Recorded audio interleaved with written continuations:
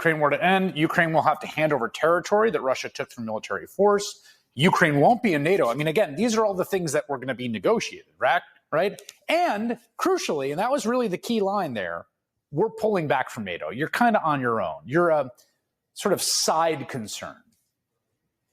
Now, part of the reason this type of rhetoric is so seismic, the reason it had such explosive landing on the continent and around the world, has to do with what NATO stands for when it was created.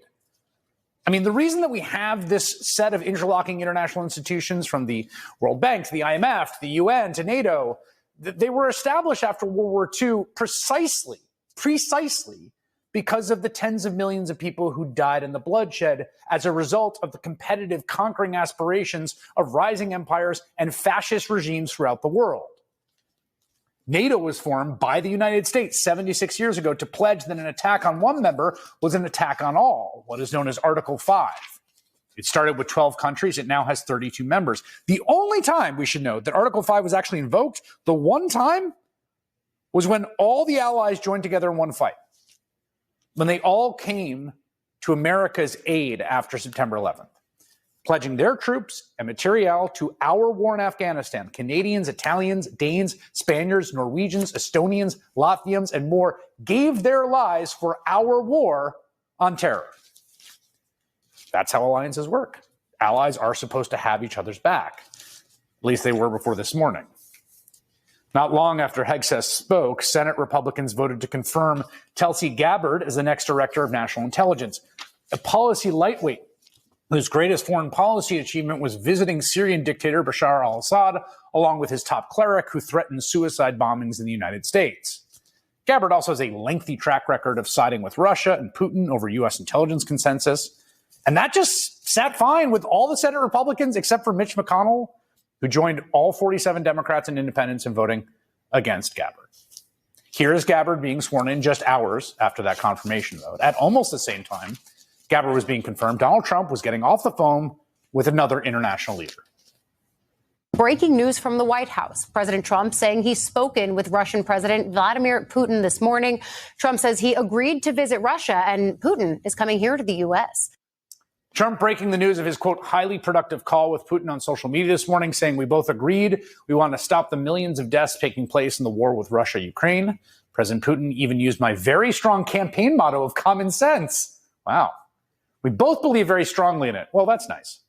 We agreed to work together very closely, including visiting each other's capital N nations. Now, I think the idea of bringing the war to some conclusion and peace is obviously something that basically everyone wants at this point. But the glaring thing here is that the other country on the receiving end of Russia's aggression, the one that got invaded, that's had thousands of people killed by Russian troops who invaded Ukraine, didn't seem to be looped in on the developments relating to their future. Are you freezing out President Zelensky of this process a bit? Isn't there a danger of that? No, I don't think so, as long as he's there. But, at some point you're going to have elections, too. You're going to have an election. Do you view Ukraine as an equal member of this peace process? It's an interesting question. I think they have to make peace. Their people are being killed, and I think they have to make peace. President Putin wants to have peace now, and that's good. And he didn't want to have peace with Biden. I want to be clear about what we're watching. Just today, you are watching Donald Trump disassembling the U.S.-led international order. I mean, it started with the USAID stuff, but today was the first big step to take it apart in order to benefit global authoritarians that he envies and openly admires. Politically, Trump has succeeded in selling this kind of foreign policy posture, a sort of America First isolationism, to a lot of Americans.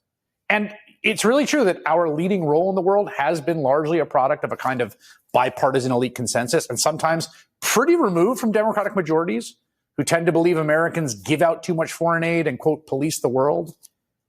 And believe me, I got to say, personally, I've spent 2 decades critiquing the many, many shortcomings and downright cruelties and absurdities of that same American-led international order. But however imperfect it is, and God is it, what Trump wants to replace it with is just far, far worse.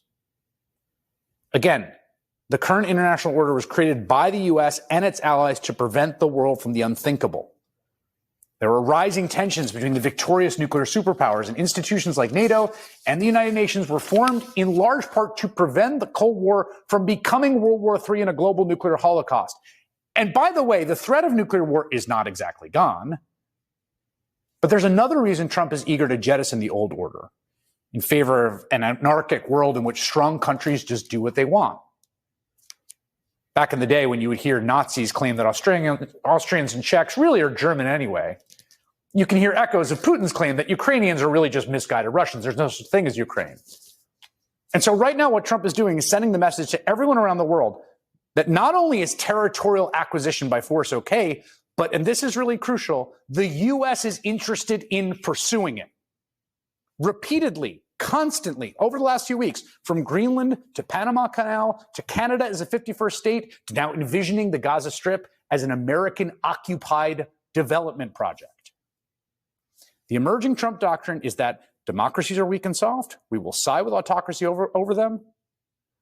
And it's disastrous, not just for America's place in the world, but also for the cause of peace. The idea that the path to peace is to throw overboard democracies in favor of authoritarian regimes is wildly dangerous. It's the fundamental through line of Trump's worldview. He hates our allies. He's trying to pick a fight with Canada and seems to love our enemies because our enemies see the world as he does. Transactional, ripe for the picking. And with loyal, morally flexible subordinates like Hegseth and Gabbard, he is essentially reorienting American politics as friendly to dictators and authoritarian regimes, primarily and hostile fundamentally to democracies. It's shaping up to be the most radical transformation of America's role in the world since Roosevelt, and I don't think it's going to end very well.